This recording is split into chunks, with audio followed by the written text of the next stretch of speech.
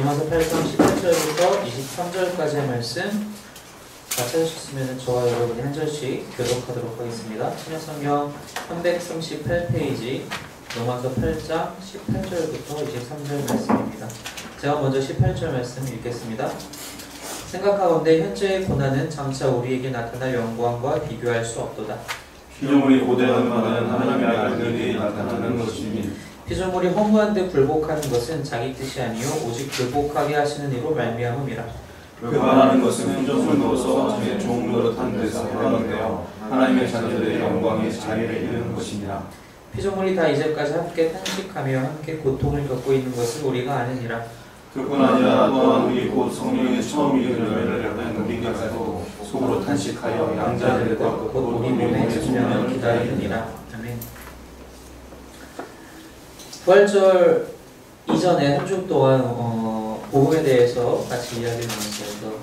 하나님에 대해서 첫 번째 주에 하나님이 얼마나 완전하신 분이신지 온전하신 분이신지 그분께서 창조하신 것들 또한 우리들 창조하셨고, 근데 그런 우리가 어떻게 타락했는지, 그래서 어떻게 우리가 죄 가운데 빠지게 되었고 그것이 하나님과 우리 사이의 관계의 단절을 가져왔다라는 것, 그래서 그것을 하나님의 인자하심을, 하나님의 공의로우심과 하나님의 인자하심이 다 한 곳에서 십자가에서 만나게 되어서 예수님의 그 십자가 사역과 그 부활하심을 통해서 우리에게 하나님께 다시 나아갈 수 있는 그 구원의 길을 열어주셨다는 것에 대해서 저는 3주간 같이 이야기를 나누었는데, 우리가 잘 알고 있는 내용이죠. 잘 알고 있고 늘 들었던 내용이고 또 우리가 증거해야 하는 내용입니다. 그런데 그 이야기는 우리의 입장에서 복음을 바라봤을 때, 즉 우리의 입장에서 구원이란 무엇인가 라고 생각했을 때의 이야기라고 볼 수 있을 것 같아요. 관점이 조금 다를 수 있다는 것이죠. 무슨 뜻이냐면은 내 개인의 입장에서 하나님은 어떤 분이신가, 내 개인의 입장에서 나란 존재 그리고 나를 비롯한 인간이라는 존재는 어떤 상황에 현재 와 있는가, 그래서 나의 문제를 해결하기 위해서 무엇이 필요한가, 그리스도가 필요하다. 이 복음에 대해서 우리가 바라볼 때에 우리의 입장에서, 즉 우리의 시점에서 바라보는 것도 필요하지만 또 마찬가지로 필요한 것이 무엇이냐면은 하나님은 과연 어떠한 시점에서 이 복음을 바라보고 계시는가, 즉 하나님이 우리에게 허락하시는 구원이라는 것은 하나님의 시점에서는 어떻게 보이는가.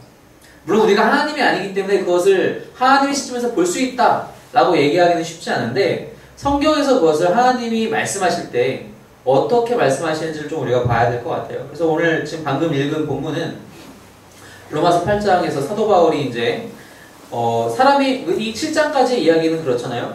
그러니까 사람의 힘으로는 아무것도 할 수가 없더라. 나는 여전히 사망의 몸에 매여 있을 뿐이다. 그러면서 8장으로 넘어오면서 하나님으로 말미암아, 그리스도로 말미암아, 성령 하나님으로 말미암아 이 모든 것들이 해결되었다라고 이제 얘기하는 과정이에요. 그 과정 속에서 지금 우리가 읽은 18절에서 23절까지 이야기에는 사람에게만 이러한 소망이 있는 것이 아니라 모든 피조물이 이 동일한 소망을 갖고 있다라고 지금 얘기를 하고 있어요.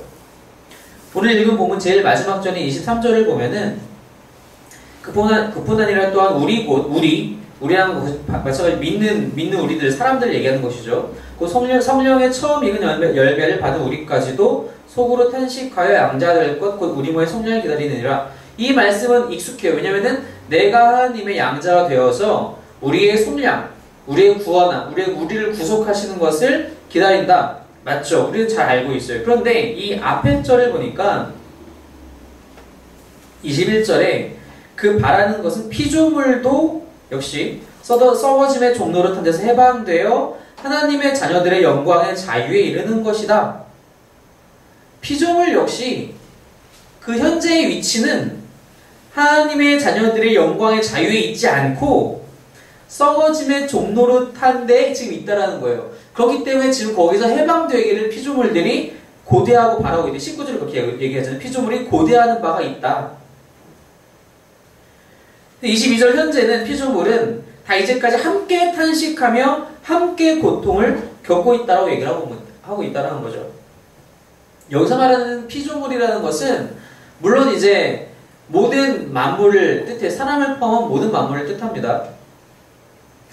하나님은 모든 천지를 창조하시면서 완벽하게 창조하셨어요. 하나님이 창세기 1장과 2장을 보면은 하나님이 모든 것을 다 만들어 놓으시고 심히 좋았다, 보기에 너무 좋았다 라고 말씀하시잖아요. 참 선하다, 너무 좋다, 완벽하다. 그래서 하나님이 어떻게 하세요? 다 창조를 마치신 후에 안식하시잖아요. 왜? 더 이상 할 게 없으시거든요. 이미 완벽한 세상을 만드셨기 때문에 더 이상 할 게 없는 거예요. 그렇기 때문에 당연히 안식하시는 거죠. 근데 그런 세상이 무너졌다는 거예요. 근데 그 세상은 물질적인 어떤 세상만을 얘기하는 것이 아니라 하나님이 세우신 모든 질서를 같이 포함을 해요. 하나님이 보기에 너무 아름답다라고 얘기한 것은 독수리의 모양이나 바닷물의 깊이나 푸르른 바닷물 색깔이나 하늘의 별들이나 그런 것만 아름답다고 하신 것이 아니라 그것들이 돌아가는 질서도 마찬가지로 아름답다고 하시는 거예요. 사람들이 하나님과 같이 누리는 그 관계를 아름답다고 하시는 거예요. 사람들이 그 동물들을 하나님께서 만드신 피조물들을 하나님의 명령에 의해서 어떻게 다스리고 어떻게 관리하는지 그런 모습들이 다 아름답다고 하시는 거예요. 그게 다 아름답기 때문에 하나님이 이제 안식하시는 거거든요. 그런데 그게 사람의 타락으로 인간의 죄 때문에 창세기 3장에서 그 모든 것이 깨어졌다는 거예요. 단순히 아담과 하와만 거기서 벌받은 것이 아니라 땅이 저주를 받아요. 그죠? 땅이 저주를 받아서 이제는 엉겅퀴와 뭐 그런 것들만, 덩굴만 낸다고 이제 얘기를 하잖아요. 물질적인 피조물만 깨어진 것이 아니라 모든 관계들 역시 깨지게 돼버렸어요. 사람과 하나님의 관계도 물론이지만 사람과 모든 피조물들과의 관계, 사람과 사람 사이의 관계도 다 깨져버리게 되었다는 것입니다. 요한계시록에 보면은 이제 마지막 날 그리고 그 이후에는 모두가 화목을 누리게 되잖아요. 어린아이가 그 독사굴에 손을 넣어도 해를 입지 않고 사자와 양들이 같이 뛰어놀고, 근데 그런 것들이 다 깨져버렸다는 거예요. 현재 상황, 그 창세기 3장 이후로. 그런 것들이 이제 결국에는 그 결과들이 그 이후에 계속 드러나죠. 어떻게 드러납니까? 창세기 4장에서 가인이 아벨을 죽여요. 자기 동생을 죽입니다. 자기 동생이에요. 남이 아니에요. 자기 동생이에요. 친동생인데 죽여요. 관계가 깨어지고 있다는 거죠. 그리고 우리가 알다시피 그 이후에 모든 죄의 확산, 모든 죄의 발전들이 어떻게 그것이 더 점점 심해지는지를 우리가 잘 보게 되죠. 이 모든 것들이 다 깨어져서 사람만 타락한 것이 아니라 이 모든 것들이 다 깨어져서 이 지금 사도 바울이 여기서 로마서 8장에서 얘기한 것과 같이 모든 피조물들이 함께 탄식하며 그 하나님의 자녀들의 영광의 자유에 이르는 그날을 함께 소망하고 고대하고 기다리고 있다라고 얘기한다는 것이죠. 창세기 3장 이전의 상황은 하나님이 모든 것이 선하다라고 말씀하신 것과 같이 말 그대로 하나님이 주시는 샬롬이 충만한 상태인 거예요. 샬롬이라는 단어의 뜻은 단순히 그냥 평화, 혹은 우리가 이제 알다시피 일상생활에서의 이 샬롬이라는 단어는 보통 인사할 때 사용한다고 하잖아요. 이스라엘 사람들이. 안녕. 이 단어의 뜻에 국한된 것이 아니라 훨씬 뛰어넘는다는 거예요. 무슨 뜻이냐? 성경에서 말하는 샬롬이라는 것은 하나님 안에서 이 모든 피조 만물들이 온전한 번영과 기쁨을 누리는 상태를 얘기한다는 거예요. 즉 하나님이 보시기에 참 좋았더라라는 그 상태가 바로 샬롬이라는 것이죠. 세상에 성경에서 얘기하는 샬롬이라는 것이죠. 즉 이 세상이 당연히 갖추고 있어야 될 모습, 그 상태가 샬롬이라는 거예요. 하나님이 만드신 그 뜻대로 당연하게 번영하고 기쁨을 누리고 부유한 상태이고 충만한 상태인 그 상태가 바로 성경이 얘기하는 샬롬이라는 것입니다. 그런데 그게 깨어졌다는 거예요. 세상에서 깨어지고 우리 안에서 깨어졌다는 거예요. 우리 마음속에 이제는 그때의 그 샬롬이 없다라는 거예요. 우리 마음속에서 그때 그 샬롬이 없어졌다는 것은 그걸 다시 채워야 된다는 건데, 하나님을 알지 못하는 사람들은 그것을 무엇으로 채워야 될지를 모른다는 겁니다. 아기와 함께 놀아주다 보면은 아기들 장난감이 참 다양해요. 다양한데 이제 특정 시기마다 갖고 노는 장난감들이 있어요. 그러니까 아이들의 뭐 인지 발달에 따라서 여림이가 갖고 노는 장난감 중에도 그런 것들이 이제 있는데 처음에는 잘 못하다가 뭐 별, 세모, 네모, 동그라미 모양들을 이렇게 끼워 맞추는 게 있어요. 끼워 맞추려면은 꼭 동그라미 모양을 가지고 가야지 그 동그라미 홈에다 딱 낄 수 있는 거예요. 별표도 못 끼고 네모도 못 껴요. 처음에 모르죠. 처음에는 뭐가 동그라미인지 이걸 내가 껴야 되는지 이걸 내가 빨아야 되는지 던져야 되는지 알 수 없어요. 어느 정도 시간이 지나고 몇 번 하다 보면은 아 내가 이걸 여기다 껴야 되는구나 이제 알아요. 자기가 끼고 막 좋아해요. 박수 치고.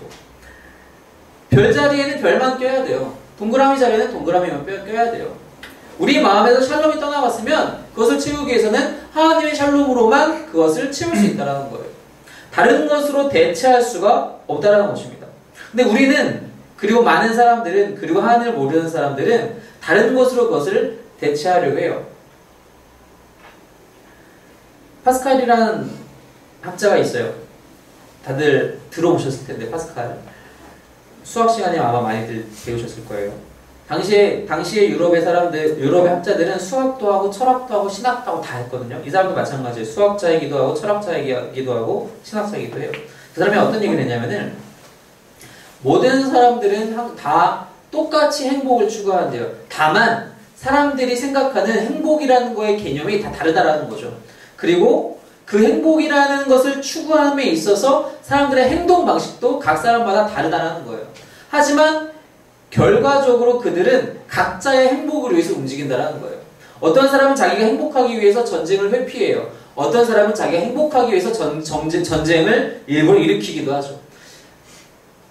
보여지는 방식도 다르고 수단도 다르고 그 행동의 결과도 다르지만 그 각자 사람들의 그 동기는 자신의 행복을 위한 거라는 거예요.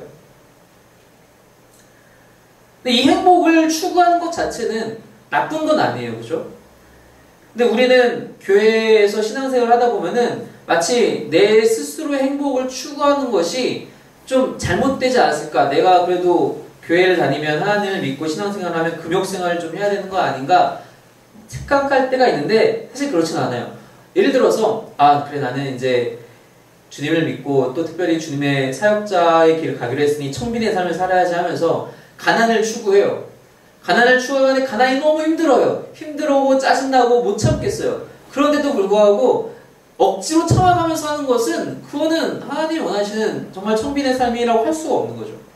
그냥 겉으로 보여주기 위한 거예요. 그 사람은 절대로 그것으로 행복할 수가 없어요. 착각하고 있다는 것입니다.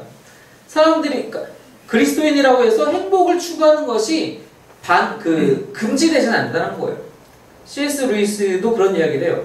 누구나 행복을 추구할 수 있고 그것이 나쁘다라고 혹시나 생각한다면은 그것은 교회에서 그것을 가르친 것이 아니라 칸트와 스토아파 옛날에 그런 그 중세 유럽에서의 그 철학자들의 잘못된 사상 때문에 그런 생각을 그런 도덕주의를 갖게 된 것이지 그것이 교회와 기독교 신앙의 일부가 절대로 아니라고 C.S. 루이스가 얘기를 해요. 그러면서 덧붙이는 말이 무엇이냐면은 오히려 믿는 사람이라면은 더 큰 행복을 추구해야 된다는 거예요. 지금과 같이 추구하는 행복은 진짜 행복이 아니라는 거예요. 오히려 우리들의 행복에 대한 추구, 행복에 대한 갈망은 더욱더 커져서 더 큰 완벽한 행복을 추구해야 된다는 거죠. 마치 우리들은 너무 쉽게 만족하는 것 같다라고 표현을 해요. C.S. 루이스는. 이만큼의 행복을 얻을 수 있는데도 불구하고 이만큼의 행복으로 쉽게 만족해서 그냥 아예 더 이상 찾지 말자라고 한다라는 거죠.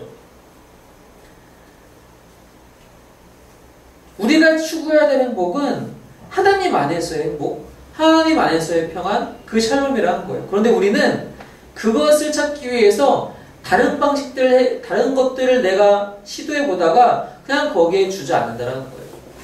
그것을 실제로 성경에서 시험해 본 사람이 있어요. 누구냐? 바로 솔로몬입니다. 전도서를 읽어보면은 전도서 처음 들어가자마자 솔로몬이 하는 얘기가 있어요. 모든 것이 헛되고 헛되니 다 헛되고 헛되다. 솔로몬은 당시에 최고의 명예도 누렸고 부도 누렸고 권력도 누렸고 누릴 거는 다 누렸어요. 이미 아버지 다윗 왕이 전쟁은 다 해줬어요. 전쟁은 다 해줬고 땅은 다 땅대로 넓혀줬고 이제 솔로몬은 안정된 통치 기간만 남은 거예요. 본인은. 그래서 솔로몬이 하는 게 뭐예요? 성전 지어요. 자기 궁 지어요. 20년 동안 그거 다 해요. 전쟁하면서 그런 거 사실 그렇게 다시 동반할 수 없잖아요. 그런 것들이 없었기 때문에 평안한 시절이었기 때문에 그것이 가능한 거예요. 1000명의 궁녀들이 있어요. 그래서 전도서에는 뭐라고 얘기하냐면은 내가 이런 것들 다 얻어봤지만 뭐가 진짜인지 몰라서 내가 처음에는 쾌락도 탐해봤다. 내가 그 다음에는 뭐 재산도 모아봤다. 그 다음에 모두 해봤다. 그런데 다 헛되더라. 새 것이 없더라. 사람들이 그렇게 간다라는 거예요. 사람들은 그런 것들을 먼저 시도해보고 거기서 만족해버린다라는 거예요. 다행히 솔로몬은 만족이 안 됐나 봐요. 참 그게 다행인 건지 아닌 건지 모르겠지만 그 수많은 것들을 누렸는데도 불구하고 어쨌든 그래서 그것이 정답이 아니라는 걸 깨달아요. 결국 전도서를 읽어보면은 결국 그것이 정답이 아니라는 걸 깨달아요. 결국 하나님밖에 없음을 다시 솔로몬이 깨달아요. 우리도 그래야 되는데 우리는 그렇지 않다는 거죠. 그게 바로 C.S. 루이스가 한 말이죠. 너무 사람들이 일찍 만족해버리고 쉽게 만족해버려서 진짜 우리가 추구해야 될 행복을 찾지 않는다는 것입니다. 헛된 것만으로 말 그대로 요한 사도가 얘기한 것 같이 세상에 썩어져 없어질 것들로만 우리를 스스로를 채우려고 한다는 것입니다. 그런데 하나님이 원하시는 것은 그 깨어진 샬롬, 빠져나간 샬롬이 다시 채워지기를 원하신다는 거예요. 그것이 각 사람의 마음 속에서와 또한 모든 피조만물 속에서 그것이 다시 채워지기를 하나님이 원하고 계시다는 것입니다. 골로새서 말씀을 한번 볼게요. 골로새서 1장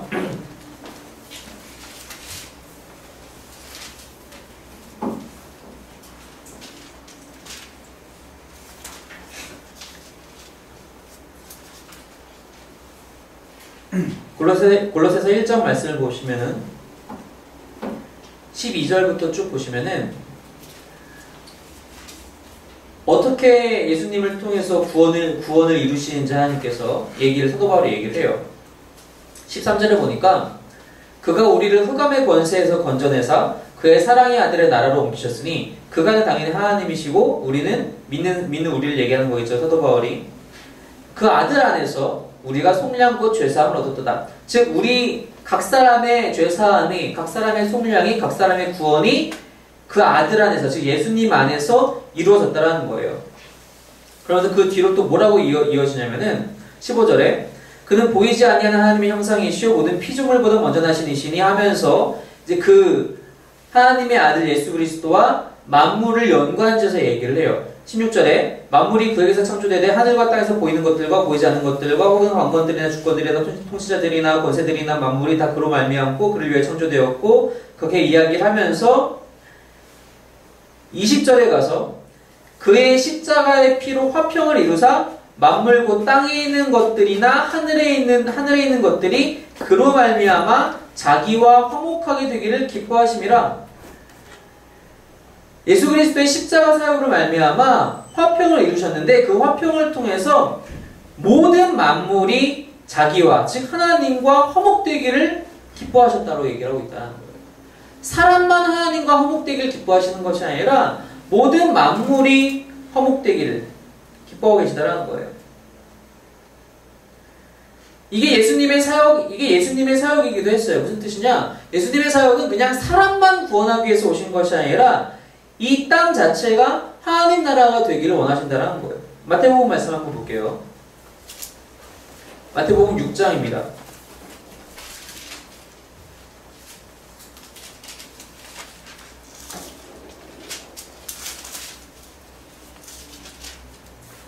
마태복음 6장 10절 다 아시는 말씀이지만 6장 10절 함께 읽을게요. 시작. 나라가 임하시오며 뜻이 하늘에서 이루어진 것 같이 땅에서도 이루어지이다. 주기도문 중에 일부분이죠. 하나님의 나라가 이 땅 가운데 임하셔서 하늘에서 하나님의 뜻이 이루어지는 것처럼 땅에서도 하나님의 뜻이 이루어지기를 그렇게 기도하라고 예수님이 지금 가르쳐 주시는 장면이잖아요. 즉 예수님의 사역은 사람이 개인적으로 구원받아서 그냥 죽어서 천국 가는 것으로 끝나는 그 사역만을 위해서 오신 것이 아니라 하나님의 나라가 이 땅에서 이루어지는 것, 하나님의 뜻이 하늘에서 이루어지는 것과 마찬가지로 이 땅에서도 하나님의 뜻이 이루어지는 것을 기도하라고 말씀하시는 것처럼 그 사역이 예수님의 사역의 중심이 바로 거기에 있었다는 것입니다. 그래서 아까 그래서 우리가 골로새서 말씀 읽은 것과 같이 바로 그 예수님의 십자가 사역을 통해서 모든 피조 만물들이 하나님과 화목함을 이루는 것, 그래서 하나님 나라를 이루어가는 것, 바로 그것이 예수님이 목적하시고 또 하나님이 목적하시는 구원이라는 거죠. 근데 제가 아까 서두에 말씀드린 것과 같이 하나님이 모든 세상을 창조하시고 보시기에 심히 좋았더라 아름다웠더라 하신 것은 단지 물질적인 드러나는 모습만이 아니라 모든 관계를 포함한다고 했잖아요. 그렇다면 하나님의 나라가 이 땅 가운데 임한다는 것은 단순히 아까 얘기한 것처럼 개인적으로 한 사람 한 사람이 구원받는 것을 떠나서 모든 피조만물들이 하나님과 함께 화목함을 이루는 것이라면 그것이 과연 어떤 뜻인가? 그냥 피조만물들이 하나님과 화목함을 이룬다 라고 들으면 강아지가 하나님과 화목함을 이루어야 하고 파인애플 나무가 하나님과 화목함을 이루어야 하는데 그게 무슨 뜻인가? 그게 말 그대로 그 문자적으로 우리가 그렇게 받아들여야 하느냐?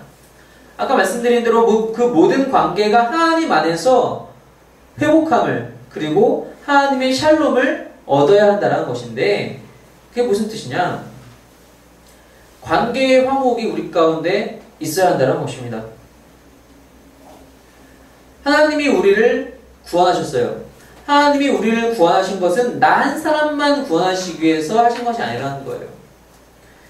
하나님이 우리를 구원하시는 이유는 우리를 통하여서 모든 사람들이 구원을 받기 위함이라는 거죠. 물론 그렇다고 해서 모든 사람들이 다 구원을 받는다는 건 아니에요. 물론 하나님을 믿어야지 구원을 받죠. 하지만 그 일을 위해서 우리를 사용하신다는 거예요. 만약에 우리 각 사람의 개인의 관점에서 내가 예수님을 믿고 하나님을 믿어서 구원받고 끝나는 문제라면 과연 구원이라는 것이 복음이라는 것이 그러한 차원으로 끝나는 것이라면은 나는 예수님 믿은 이후에 혼자 얌전히 잘 살면 돼요. 어떻게 하면 죄에 안 지를까 하면서 산속에 들어가서 수도사 생활을 하면서 혼자 그냥 틀어박혀서 살면 돼요. 그럼 되잖아요. 그럼 세상과 단절돼서 죄를 지을 찬스도 좀 줄여가면서 그렇게 살면 되는데 우리는 그렇게 하지 않아요. 교회는 절대로 그렇게 가르치지 않아요. 예수님 믿은 다음에 산속에 들어가십시오라고 우리가 가르치나요? 아니에요. 오히려 세상 속으로 들어가라고 우리가 얘기해요. 내가 혼자 있어서는 내가 방 안에 틀어박혀서는 관계의 회복이 일어날 수가 없다는 거예요. 하나님이 우리를 하나님의 양자 삼으시고 우리와 하나님의 관계를 회복시키신 이유는 우리와 세상과의 관계도 회복되길 원하신다는 거예요. 어디에서? 하나님 안에서 회복되길 원하신다는 거예요. 내가 그냥 세상에 투입돼서 잘 사는 것으로 나와 세상과의 관계가 회복되는 것이 아니라 내가 하나님의 뜻을 가지고 하나님의 사랑을 가지고 하나님의 목적을 가지고 세상과 만나고 그 관계를 이루어갈 때 그때 비로소 나와 세상의 그리고 하나님과 세상의 관계가 회복된다는 것입니다. 바로 그 안에 선교적인 의미가 있다는 것이죠. 복음 전도의 의미가 있다는 것이죠. 우리가 이제 사람들을 전도하거나 할 때 크게 두 가지 방식이 있어요. 어떤 방식이냐면은 첫 번째는 이제 사람들을 불러 모으는 거예요. 우리 교회 한번 같이 가보자. 우리 교회 가서 같이 예배드리고 진짜 하나님이 누구신지 한번 만나보자. 예수님이 누구신지 내가 교회 가서 소개해줄게. 교회로 이렇게 불러 모으는 거예요. 그럼 교회로 불러 모으면 어떡합니까? 이제 교회에서는 함께 그 사람들에게 복음도 제시하고 그 사람들이 복음을 영접하게 되면은 그 사람들 이제 제자 훈련도 시키고 성경도 가르치고 함께 기도도 하고 함께 말씀을 보는 것도 가르치고 함께 은혜 나누고 그렇게 함께 또 믿음의 공동체 생활을 하잖아요. 그런 방식이 있어요. 또 한 가지 방식은 무엇이냐면은 사람들을 불러 모으는 것이 아니라 사람들이 있는 곳으로 가는 방식이에요.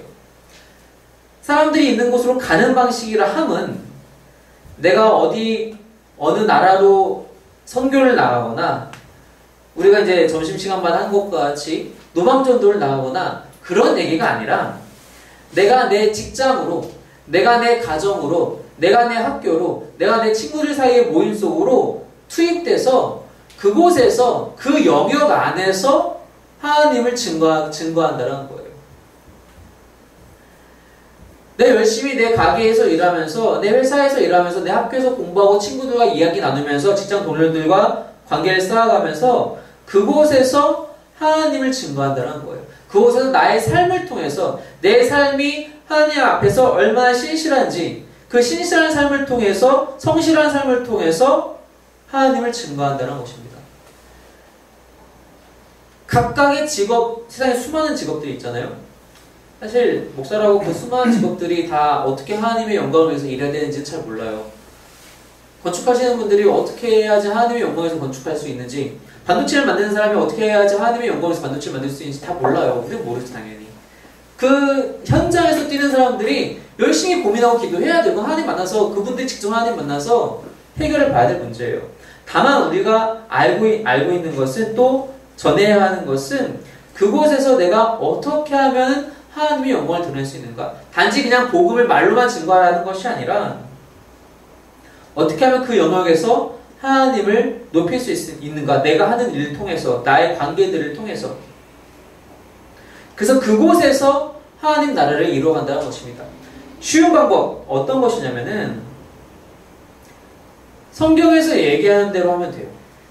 말씀에서 우리에게 얘기하는 대로 하면 돼요. 말씀에서 뭐라고 얘기를 하고 있느냐? 말씀에서는 늘 각 사람들과 어떻게 화목할 것인지에 대해서 늘 얘기하고 있어요. 그것을 제일 잘 얘기하는 곳이 어디냐? 모세오경 레위기에서 잘 얘기하고 있어요. 율법에서 참 잘 얘기하고 있어요. 어떻게 하면 소외된 자를 도울 것인지, 너희가 노비에 대해서 어떻게 관계를 맺어야 할 것인지, 너희가 돈을 꾸일 때는, 혹은 둘 사이에서 어떤 문제가 일어났을 때는 어떻게 판단해야 될 것인지, 뭐 그런 종류의 모든 문제들에 대해서 오히려 율법이 잘 얘기하고 있고, 그 율법들 예수님께서 다 잘 해석하셔서 마태복음에서 다 잘 얘기하고 있다는 거예요. 우리가 그대로 살면 된다는 거예요. 내 주위에 어려운 사람이 있어요? 도와주는 거죠. 내가 물질이 없어요? 물질이 없으면 마음으로도 도와줄 수 있어요. 기도도 할 수 있어요. 그 사람 편에 서서 같이 울어줄 수도 있어요. 그 사람을 정죄하는 것이 아니라, 어떤 문제가 있는 사람을 정죄하는 것이 아니라 오히려 보듬어 줄 수 있어요. 성경에서는 그런 이야기들을 다 하고 있다는 거예요. 관계에 대한 이야기, 사람과 사람 사이의 관계에 대한 이야기들을 다 하고 있다는 거예요. 근데 실제로 모세를 통해서 율법을 받은 이스라엘 백성들이 그렇게 살았느냐? 문제는 그렇지 못했다라는 거예요. 혹시 기억하시는지 모르겠지만, 예전에 신명기를 이제 쭉 같이 말씀을 나누면서 희년에 대한 이야기가 있어서 혹시 기억나시나요? 희년이 뭔지는 아시죠? 50년째를 희년이라고 해요. 즉, 매 7번째를 이제 안식년으로 이스라엘이 삼잖아요. 그것을 7번 지난 후를 희년이라고 하는데, 그 희년에는 모든 게 다 면제가 돼요. 노비도 풀어줘야 되고, 빚도 탕감해줘야 되고, 다 사라지는 거예요. 모든 게 자유로워지는 거예요. 근데 실제로 그 희년 자체가 이스라엘의 그 역사 안에서 제대로 이루어졌을까라고 생각해보면은 별로 그래 보이지 않아요. 만약에 그랬다면, 그런 율법들이 다 잘 지켜졌었다면은 이스라엘이 맨날 그렇게 하나님에게서 벌받지 않았죠. 이 민족 저 민족들에게서 침략받으면서 그렇게 벌받지 않았을 거예요. 왕들은 왕들대로 다 타락해서 하나님 보시기에 악한 길로 다 행하고, 백성들은 그 밑에서 고통하면 고통받으면서 백성들 역시 잘못된 길로 가게 되고, 그게 이스라엘의 모습이었잖아요. 날마다 선지자들은 나와서 너희들 그러면 안 된다, 그러면 안 된다, 하나님께로 돌아와라, 말씀을 지켜라, 그렇게 선포하잖아요. 우리가 각자의 영역으로 돌아가서 바로 그러한 관계의 회복이 이루어지는 삶을 살아야 한다는 것입니다. 그것이 하나님이 원하시는 하나님 나라를 이 땅에서 이루시는 방식이라는 겁니다. 한 사람으로 하나님의 나라가 될 수 있느냐? 내가 방 안에 틀어박혀서는 하나님의 나라가 될 수가 없어요. 내가 속한 곳으로 투입되어서 그곳에서 하나님의 영광을 위해서, 즉 하나님께서 말씀하신 대로 모든 관계가 하나님 안에서 또 하나님의 목적을 위해서 하나님의 사랑을 통해서 회복되는 것. 바로 그것이 하나님이 원하시는 구원이란, 하나님이 바라보시는 구원이란 것입니다. 우리가 목자는 가끔씩 이런 표현들 하잖아요. 마치 하나님이 우리를 사랑하실 때 어떻게 사랑하시느냐, 온 우주에 나 한 사람이 있는 것처럼 하나님은 나를 바라보시면서 사랑하신다. 맞아요. 맞는 말입니다. 하지만 우리가 거기에만 집중하고 있으면은 너무 이기적이 돼요. 나만 생각하게 돼요. 나의 구원만 생각하게 돼요. 우리는 이미 구원받은 자들로서 나의 구원만 생각해야 될 때가 아니라는 거예요. 우리 주변에 아직도 믿지 못하는 자들, 하나님과 화목되지 못하고 우리와 화목되지 못하는 자들에게 나아가서 그 하나님의 사랑으로 그들에게 복음을 증거하고 하나님의 말씀을 증거하고 그들도 역시 그 관계가 화목되도록 우리가 도와줘야 된다는 것입니다. 그것을 위해서 하나님께서 우리를 부르셨다는 거예요. 그래서 예수님께서 마태복음에 승천하시면서 뭐라고 말씀하십니까? 28장에 가서 모든 족속으로 제자를 삼아라. 너희 이제 구원받았지? 구원받았으니까 죄짓지 말고 너희들 모여서 잘 살아? 그렇게 말씀하신 것이 아니라 뛰어들라라는 거예요. 뛰어들어서 제자를 삼으라는 거예요. 제자는 그냥 삼을 수 있나요? 제자는 그냥 못 삼아요. 제자를 삼으려면 관계가 있어야 돼요. 관계가 회복되고 형성되고 회복되고 온전해져야 돼요. 예수님이 제자 어떻게 삼으셨어요? 3년 동안 동거동락했어요.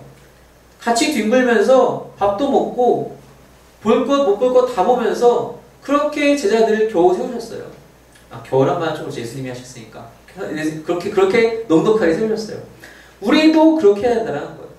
우리는 그냥 방 안에 틀어박혀서 나 혼자 말씀 보고 오늘은 어떤 말씀을 또 인터넷에서 찾아 들을까, 좋은 설교 말씀 나 혼자 이렇게 보면서 나 혼자 은혜 받고, 그게 아니라 세상에 들어와서 함께 관계를 맺으며 그들에게 하나님을 증거하고 그들이 하나님의 자녀로서 올바로 서갈 수 있도록 함께 기도하고 도우며 그러한 관계의 회복들이, 그 화목이, 그 샬롬이 우리 모두 안에서 회복될 수 있도록 우리가 하나님의 계획 안에서, 하나님의 그 사명 안에서 살아가야 한다는 것입니다. 성경에 나와 있는 사람들이 바로 그렇게 살아가죠. 지금 우리가 같이 본문으로 읽은 이 로마서를 저술한 사도 바울 역시 그렇게 살아가요. 우리가 이런 사람들을 볼 때 그런 생각해요. 이 사람은 이런 사명 받았으니까 나는 아직 그런 사명 못 받았는데, 아니에요. 사명을 받았기 때문에 이 사람은 이렇게 살아간 것이 아니라 사도 바울이나 베드로, 이런 사도들, 많은 교부들, 많은 믿음의 그 선진들이 사명을 받았기 때문에 살아간 것이 아니라 예수님을 믿었기 때문에 이렇게 살아갔다는 것입니다. 예수님을 믿었고 참된 구원을 알았기 때문에, 맛보았기 때문에 그렇게 살아간다는 것입니다. 사명을 특별히 받았다? 물론 그런 사람들이 있을 수 있어요. 그런 경험이 있을 수 있어요. 하지만 그런 경험이 나에게 특별하게 없다 하더라도 내가 예수를 믿는다면 나는 그렇게 살아야 한다는 거예요. 나도 역시 사도 바울과 같이, 믿음의 선진들과 같이 그렇게 살아야 한다는 것입니다. 사명이 필요한 것이 아니에요. 우리의 믿음이 필요한 것입니다. 예수님을 향한, 하나님을 향한 그 믿음이 우리에게 필요한 전부라는 것입니다.